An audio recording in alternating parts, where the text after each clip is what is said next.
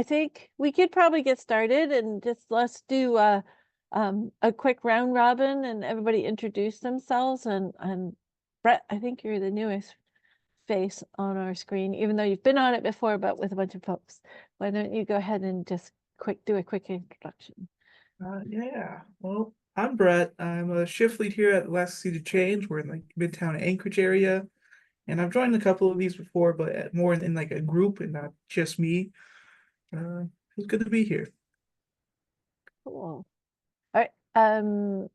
Nikira, you're next on my screen. Sure. Yeah, I'm Nikki Lane. I work for Alaska Village Initiatives in our Ag department. Yeah, I have enough of a background in hydroponics, doing kind of the research side and the production side, so I enjoy learning more. Rochelle, you're next in my circle. Michelle Plummer. I'm the director of ag over here at AVI. My background is more in aquaponics than in hydroponics. And Robbie, you're next on my screen. Thanks, Mel. I'm Robbie Townsend-Vanel. I'm the executive director of Kodiak Archipelago Leadership Institute, and we've been working with 5 of our tribes and 5 of our communities to incorporate hydroponics into their farms. And Max apologizes, he wanted to be here today, but he's actually on the Kenai with a bunch of our farmers. They're trumping around looking at farms today. Things I would like to do. Always like looking at farms. And Kaylee. Hi, nice to see everyone again. It's good to be back after the season. I manage the Tyonek Grown program, so all of our food security and agriculture programs for the Tyonek Tribal Conservation District.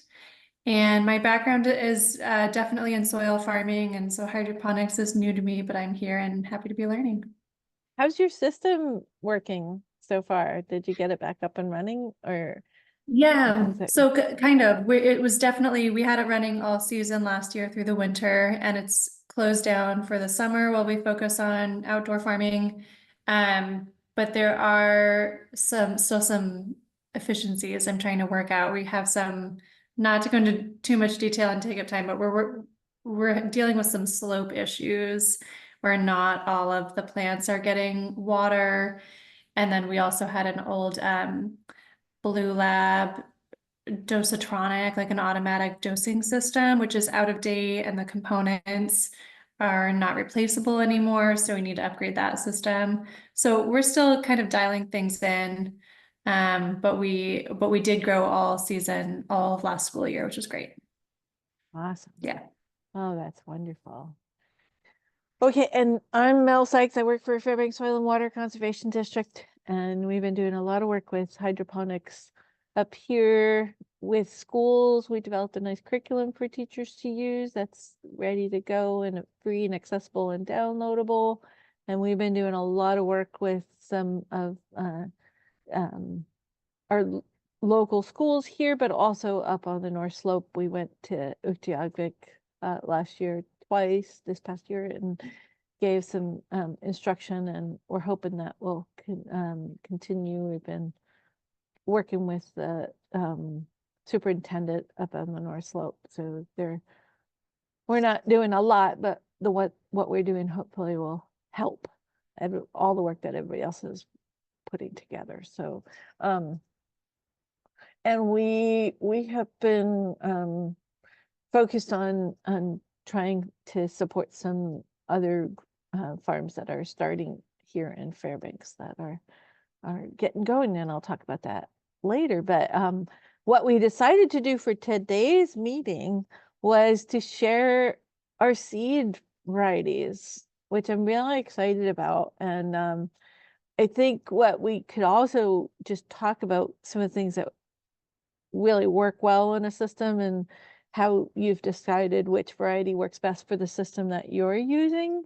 Because sometimes, like in our systems here, what works in the floating deep water culture system doesn't really work that great in the towers as far as the flavor of it. And so it really depends on which system you're using. So when you're talking about the seeds that you're using, kind of give us an idea of the type of system that you have and the preference. And why is it a little bit, why do you like that? To give you an example, so one of the things that we have is a big system at our local high school that has a native cultural theme. It's called Effie Cochran. It's a charter school, and they had a NFT system in there, and then we've replaced it with a deep water culture system with very large sleds as the device that's holding the water for the platforms. And with both of those systems, they discovered that one variety of lettuce works great in there, and it's called Paris White, and you get it from True Leaf. And the flavor of it is just, the kids love it compared to the dragoon lettuce, which is a type of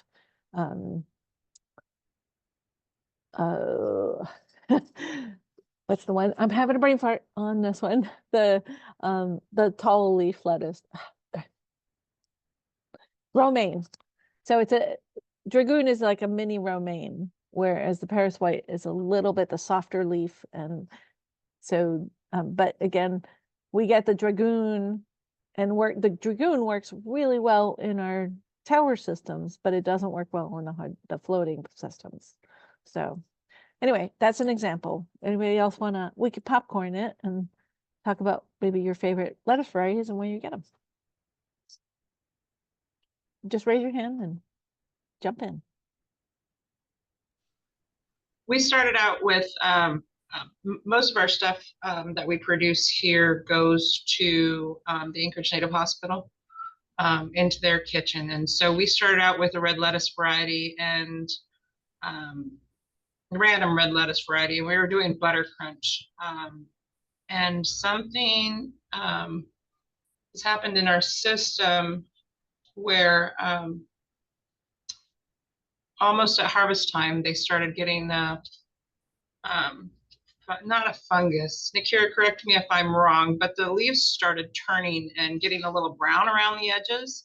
So this round we have gone with a basil and tomato planting just to get away from the lettuce. But butter crunch at the time was our fastest growing. You know, it was 45 days, and you know, from germination to finish, and the hospital loved it.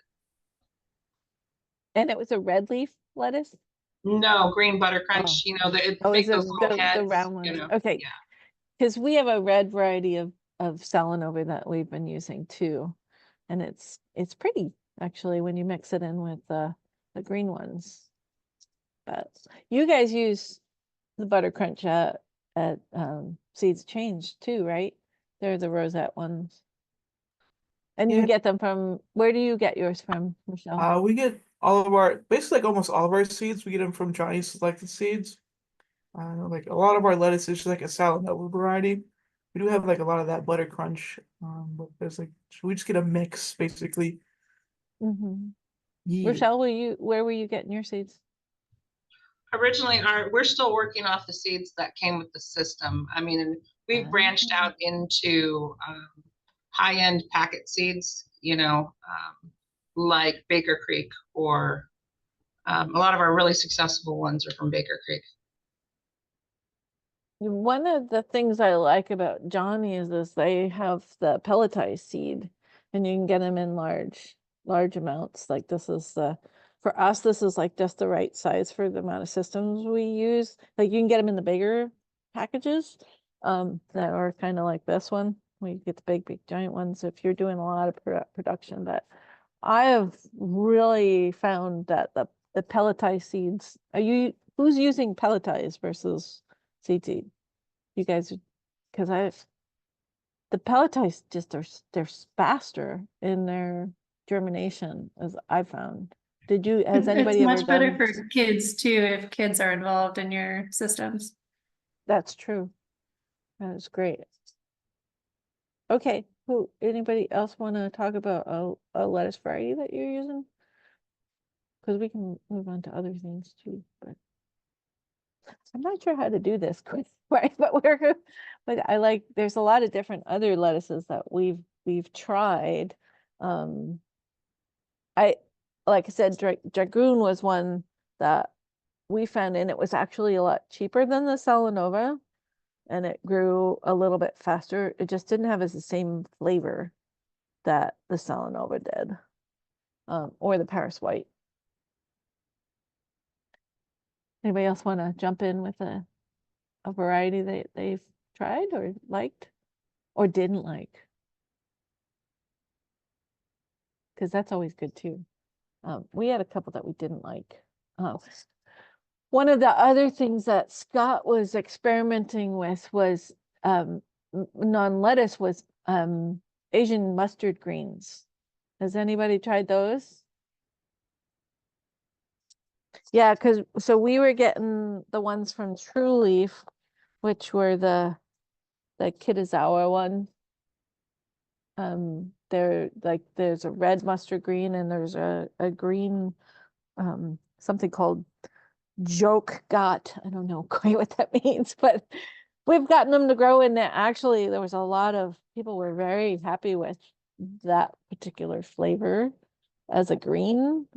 And they grew they were just a little hard to get them to germinate, but I think we finally figured out the cycle, the right light cycle for them. And around. That's another thing. He just put them into the system at FE. And we'll see how they do in the bigger system. We know they worked in our smaller system in the office, but and the one farm that our grant project funded, they had a really good success with the very same mustard seeds. So something we also noticed is we've been experimenting with, maybe I've said this in the past, but using the same lettuce varieties, and you've got a relatively fast churn time. And in these two cabinets, we'll turn one down 75%, and the growth rate is about the same. turn what down? The water, the timer. Oh, wow. And that's, for the NFT. Yeah. I'm just making notes. So I don't have much to add for lettuce. We're doing the same Salanova as we order from Johnny's, so it's pretty similar to what everyone else has said. But Rochelle's comment about timing, water, and lights made me think about our spinach. Last year we tried a bunch of spinach and it all bolted so quickly. We had a lot of success with arugula, but the spinach seemed to not be worth it. So I don't know. Maybe if we're giving them too much light and they need more rest. I don't know if anyone has recommendations on practices or varieties. I know I was talking with some folks that were doing that here, and they changed their light cycle to 2 hours on, 2 hours off, and that made a little bit difference in how the plants reacted, and the bolting was a little less. That might be something to try. Yeah, ours is rather than- 2 hours on, 2 hours off, and then off through the night. So 'Cause with ours, we something to just- play around with. Yeah, Sure. and ours, we just, in the system at Effie, they just leave the lights on for 12 hours and then 12 hours off. So for clarification, that's 2 hours on, 2 hours off repeatedly throughout the day? That's what I do. Wow, I've never heard of that before. That's interesting. There's different ways, I think.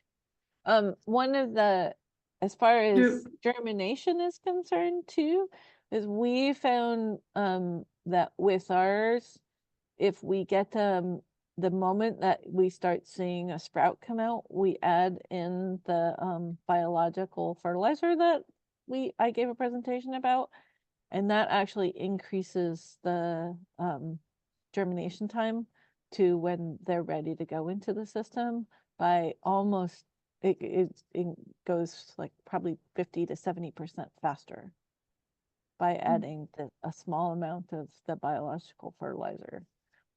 Just might be something to try. And all the directions for that we put up on our webpage, and I sent out a couple weeks ago when I gave my presentation, a couple months ago. So just thought, if you need it to go faster, there's different ways to do it as far as the germination. And the guy that was working with us on doing that did a whole ton of experimentation on the amount to add for the maximum, where it didn't affect the flavor too much, but it increased the germination and readiness of the seedlings to go into the system. So what about I'm curious what Rochelle's cycle is, what your lighting timer cycle is. yeah. It is, what is it? 10 to 6, Nick here? Constant? Okay, cool. Yeah, and I think we actually have it longer than that, just to kind of push them a little bit, give them a little extra shove. So Cool. But we're not running, I mean, with this cycle, we're not running greens. As I said, we're doing tomatoes and basil. So what let's move on. If we're done with lettuce, everybody feel like we're done with lettuce?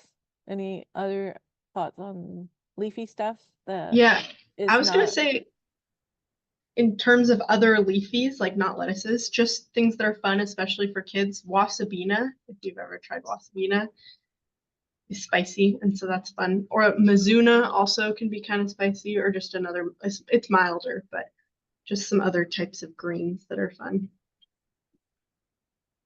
What's wasabina? Is it a type of mustard, or what is it?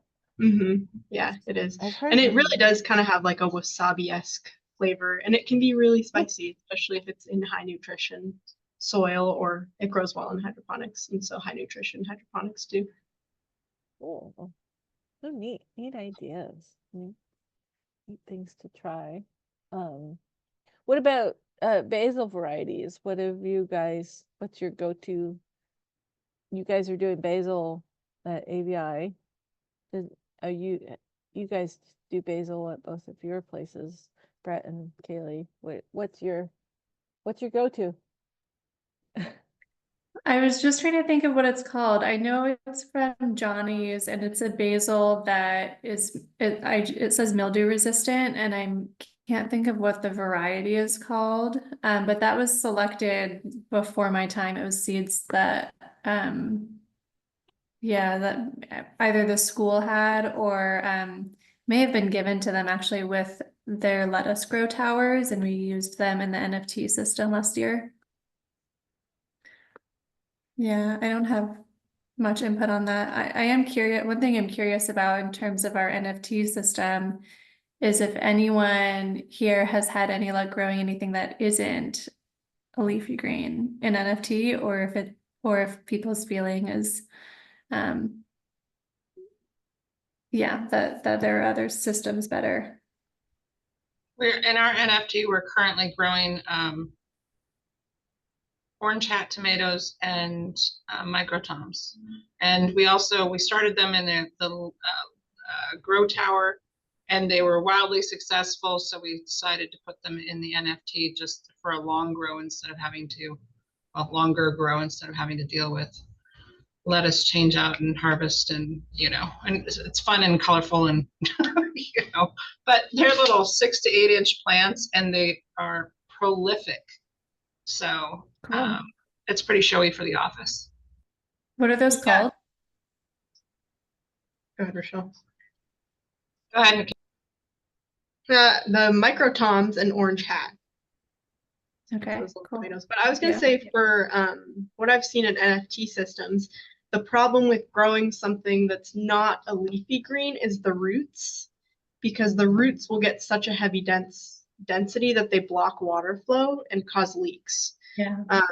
So that I think a lot of plants can grow in the NFT, like again, like tomatoes, and we had grown a separate set of tomatoes earlier, and the problem we ran into is that the roots became so dense they were popping little leaks. Wow. That's or what like we've popping- experienced also. Yeah.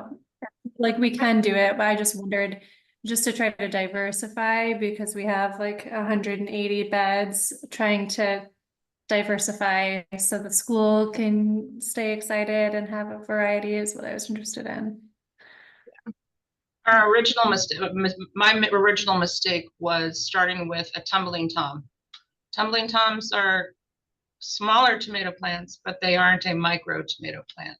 And so Right. it took over the entire system, and we cut it off and it grew back, and it was finally it was just screw it, pull it all out. But these micro toms seem to be doing a little better because they're not, they basically flush once. I mean, we could play around and see if we can get them to flower again. They should, but it's just we're just going through a cycle of seeing what works and seeing what doesn't. So Kaylee, what we've gone to is we've gotten really away from doing anything but leafy greens and herbs in the NFT systems. And that's why we moved to Dutch buckets. And we're currently working to install Dutch buckets with small NFT systems in some of the schools so that they can have that balance. They can do a complete, salad with cucumbers and tomatoes, but kind of keep those vine crop folks, even the little ones, out of the NFT and just, yeah, so that's the route we. Mhm. So I Oh, had you- I had some teachers last spring do cucumbers in their towers, and they got really nice tower cucumbers. Little pickled size ones, but they were really proud of their cucumbers. They had strings and they kind of clipped the vines up from the little 1-inch elbows, but they grew just fine and they didn't have any problems with too much root system going on or having an issue. So like the tower, I think of it as like a vertical NFT type of a thing. So you might try that on the ends, and then you can kind of have them. It might be kind of something fun we to do try. cucumbers. We do cucumbers and tomatoes in the towers. And those have worked really well. The tomatoes do get incredibly unruly. But we built a PVC kind of cage for the tower and we trellis them up and trim the tomatoes and it works really well. But we are considering Dutch buckets in the future. There's just a space issue in the school.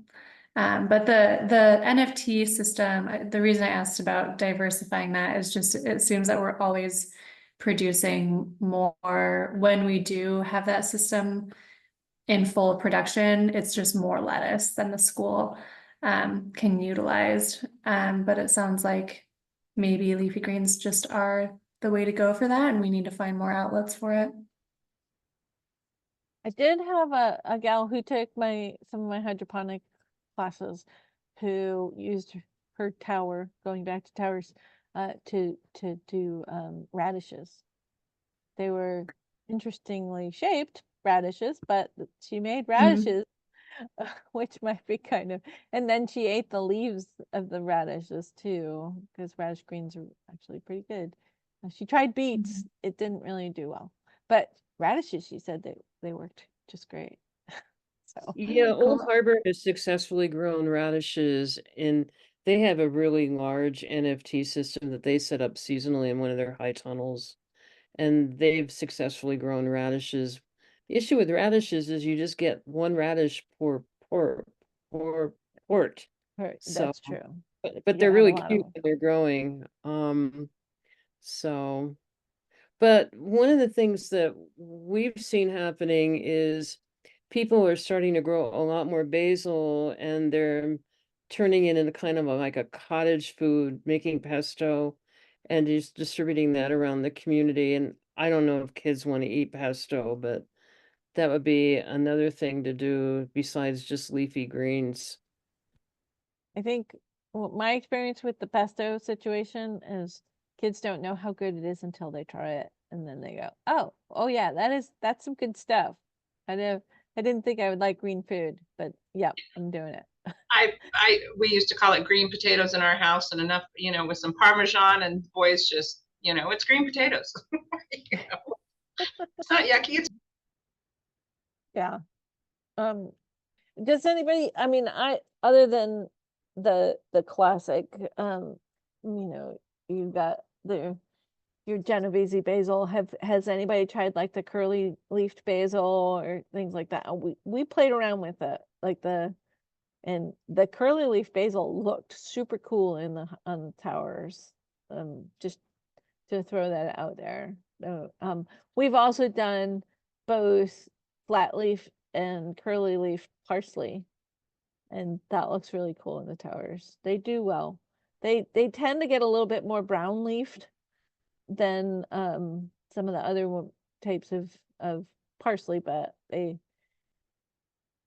other types of herbs. But I've had people tell me they've done just about every type of herb you can think of in the tower. I had somebody said they did sage in their tower. They've done just about everything. Marjoram, anything leafy works just fine. Mrs. But- Burns' lemon basil is a really favorite of everybody. Ooh. Yeah. And it's not, I don't know if Johnny's has a pelleted seed, but we started with seed from Native Seed Search, which was not a pelleted seed, and then they've been taking off and ordering it from other sources. But it's a really lovely basil. I know Johnny's does have a pelleted basil, but it's mostly the Genovese basil. I don't know if they have any other varieties that are pelletized, but I know they have.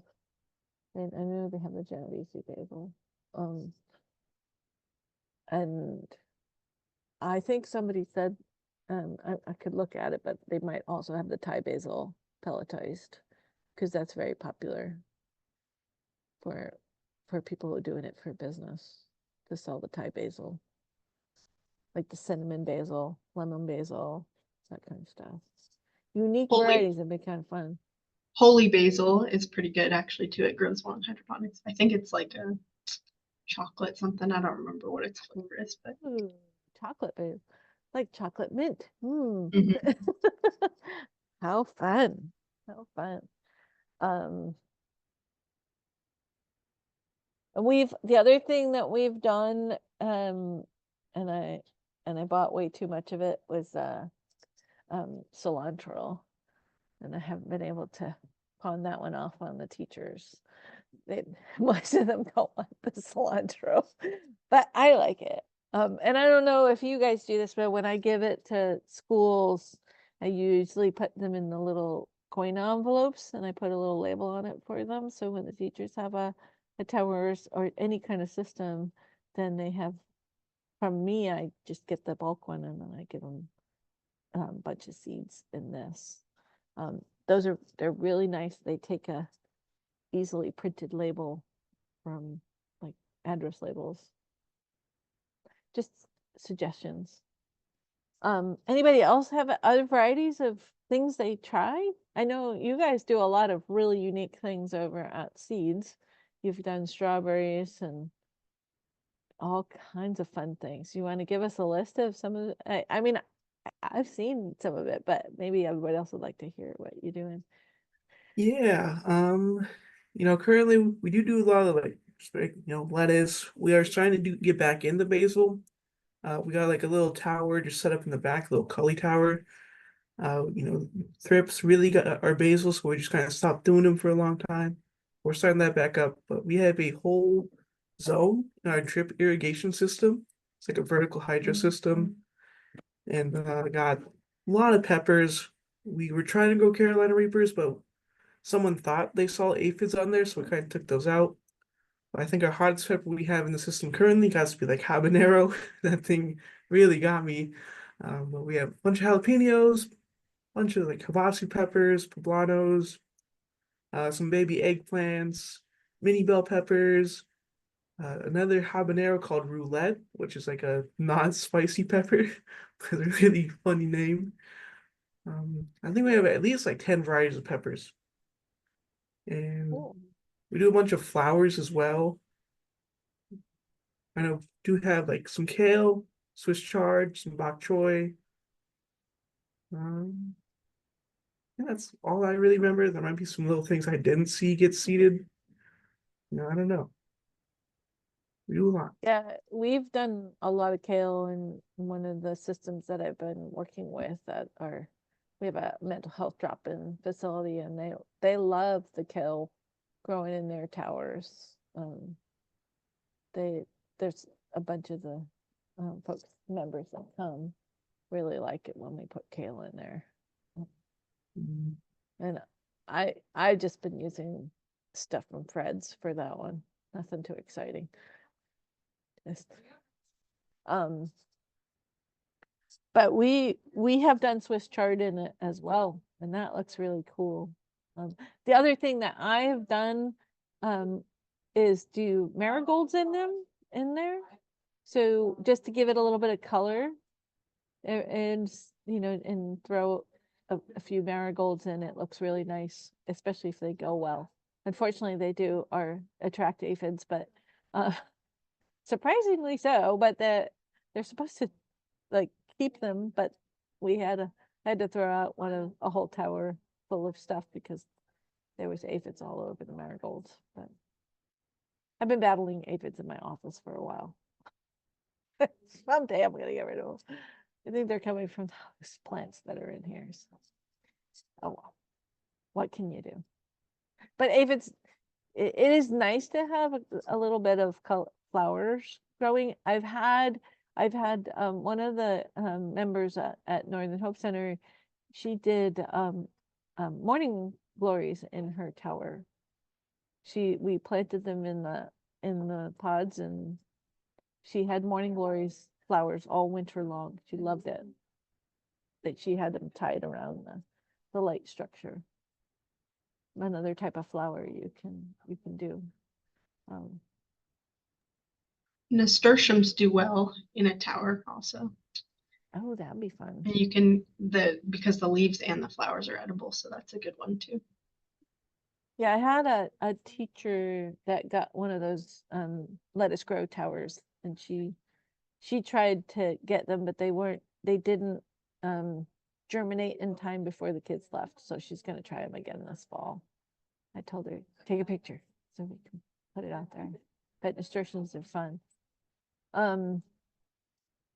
Any other things that you grow in the towers or in your systems? Robbie, are they doing any kind of root vegetables in the Dutch buckets, or just like cabbages and No, the vine Dutch, crops? they're pretty focused on peppers, cucumbers, tomatoes. The root crops they do in the soil farms, they do a lot of rutabagas and potatoes and carrots. And I mean, we've kicked around the idea of doing carrots, but everybody's like, well, we can grow those in the soil, so they'd rather stay focused more on the warmer season crops in the Dutch buckets. Okay. Oh, cool. All right, well, it's 3:08. Does anybody have updates on projects that you guys are working on and things coming up that you're gonna be focused on? How are things going with the projects you're working on? Anybody want to talk about what's going on?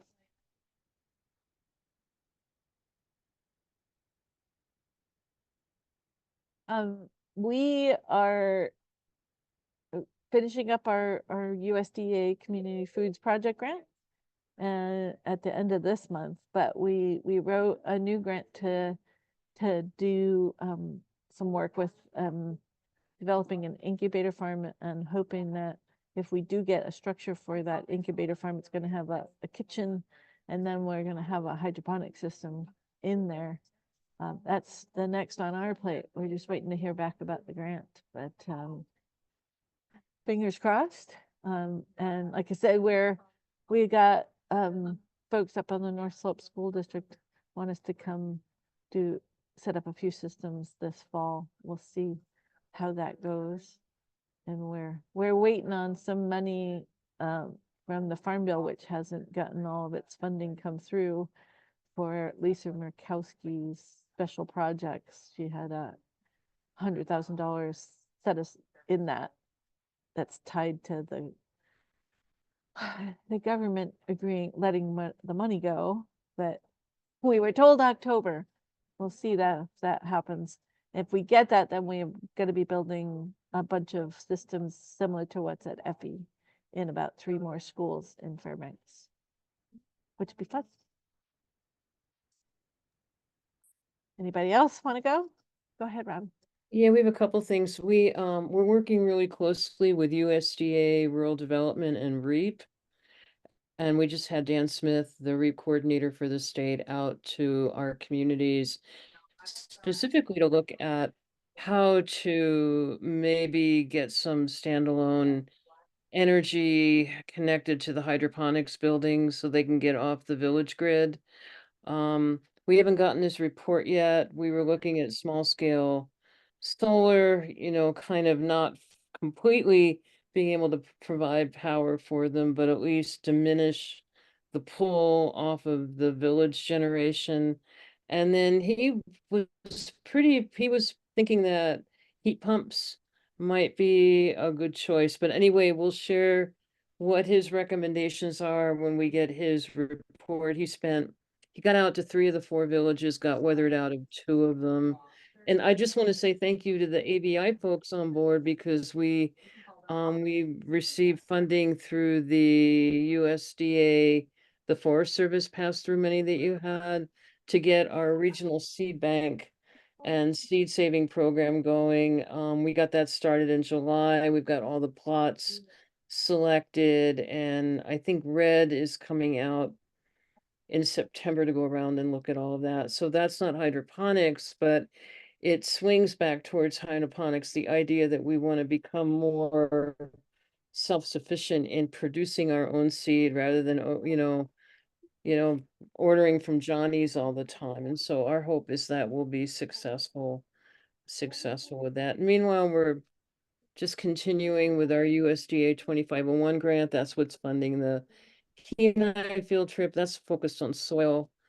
And then Mel, I want to give a real shout out to you, because that presentation you made on producing nutrients,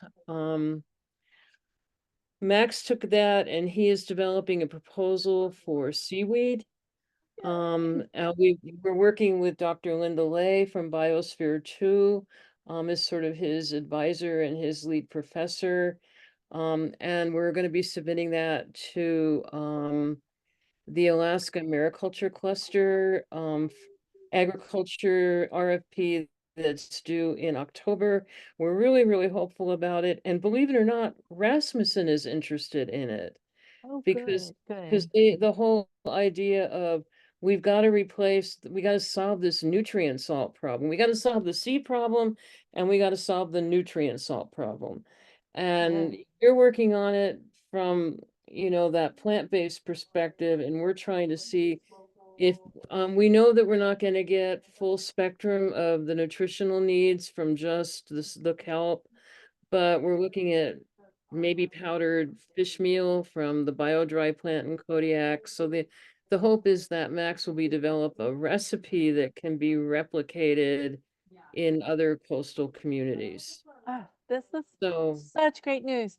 And Robbie, if you haven't already, please loop in Evie Witten over this, because she's got her kelp farm, and this was something she brought up to me at the last Food Policy Council Farm Bureau meeting. She wanted to be connected to this, so she would love to hear from you. okay, yeah, we'll give Be Evie involved on this. Yeah, we'll be we're hoping to get it in we've got our forum coming up in September. We're going to be doing a large mariculture work session on that, but that's going to be focused more on small scale processing for the villages. But I think our focus is really kind of on the either end of this issue of seed and nutrients. And so bravo, I mean, you lit up the light bulbs for us, and Max just took off running, and we'll keep you posted. I'm gonna share that info with Scott, who is the mastermind on all of that, and he'll be very happy to hear that. See him tomorrow. Okay.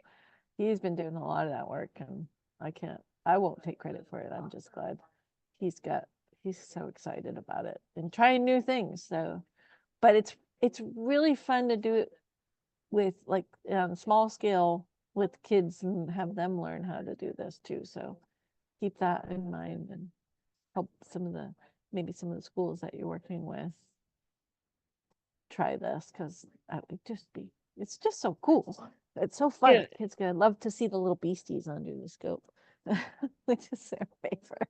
And that's one thing that Dr. Lay has done a lot of work with is soil microbials. And I mean, she lived in the biosphere for 2 years, a completely contained system, dealt with a lot of problems. And so she's a great advisor for Max. Be That's great to awesome. have her on sometime. Give a little over what they're doing with hydroponics there. Would you, speaking of that, we need to think about some new presentations for our September and October and November, and thinking about things people want to hear about. But I would love to have her come and talk. And could you ask her, give her the dates for the next couple of times that we're doing this, and maybe see if she would be willing to come in and give a presentation? Yeah, and I think what she'd maybe we'll wait for a month or two. They're building a new module. They're calling it the Mars module, and it'll be a self-contained mini module, and they're depending a lot on hydroponics for the food production. So they're working through building that out now. So maybe in a couple months she might be, that would be fun. I'll ask her. Can anybody think of other folks that you might want who would want to give another presentation and what's going on? Be nice to have something lined up for next month. Any thoughts? Mel, I'm Anybody sorry. I came in, I was having problems connecting in the beginning, and I think you were talking about a possibility. Somebody you thought you'd wanted to, or maybe it was cutting in and out, so I had to reboot. So maybe I misunderstood. No, I don't remember. Okay, maybe I'm just getting old. I don't remember me saying anything about that, but no, but that's our homework. Everybody kind of think of and make suggestions on who we might have. Anybody, I was thinking it'd be kind of fun to connect to some of our commercial folks that are doing this, like some of the folks down in Anchorage, and maybe invite them to come and give a presentation of how they're growing, like Trevor at Anchorage Greens or somebody like that. Just a thought. Maybe what's the name of the teacher over at King Tech that's been doing hydroponics? Brett, do you know about her? Yeah, it's Kelly Bounton. Kelly, yeah, He used to Kelly. work here. I know. Do you think Kelly would you be willing to ask him if he'd come and give us how is it going with it at schools? Yeah, I can ask him. I'm giving a fixing workshop to his class in sometime mid early October. So I could ask him then. Sure. That would be kind of cool. These were things I was thinking about, but Kaylee, would you give us a tour of what's going on with your system when it's up and running? Yes, I'm definitely happy to. Internet connection is not as great at the school, but I'm happy to either do a tour or a presentation, with the caveat that I'm not the hydroponic expert in the room, but I'm happy to show and tell what we're doing. I think that would be cool. I'd love to see that. And Sounds let me great. know, or Max know which month might work for you, because Max been doing the schedule. Okay. Once the farm is shut down for the season over the winter, sounds great. Perfect. Yeah. Well, that sounds great. Um, nice. So, all right. Well, anybody else have any other things they want to say or share? Well, the other possibility is, you guys know Whistle Stop down in Soldotna? They have a containerized growing system farm that they use for their restaurant down there. But they also have a smaller CGS for mushrooms. And I think it would be really interesting to hear how they're growing mushrooms in that. And supposedly the crew is going to be visiting them, I believe, tomorrow. So Ooh. we can let you know if it's something we want to follow up on. Yeah, I was there. I think it's called 365 Greens is the name of the farm itself. And it provides, it's actually a doctor. I think he may be retired at this point, and his wife runs the Whistle Stop restaurant, and he bought the system to give her food for the restaurant, and then they sell the extras to the community in but in the form of a CSA, or they open up, at least they did that about 7 years ago when I first saw it. Yes, And so when I stopped there last summer, they had a smaller, like quarter-size CGS that was the mushroom system. So I'm really interested in hearing about that.